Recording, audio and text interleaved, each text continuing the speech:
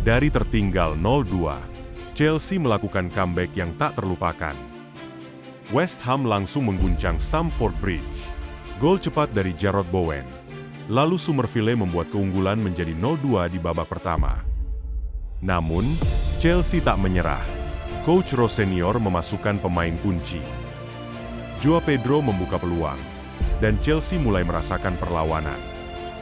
Cucurella menyamakan skor. Stamford Bridge hidup kembali dengan sorakan fans yang memekakan. Dan inilah momen eksis. Enzo Fernandez di injury time. Gol kemenangan yang membuat Chelsea bangkit dari 2 gol defisit. Pertandingan tak hanya panas di skor. Drama kartu merah pun meledak di penghujung laga.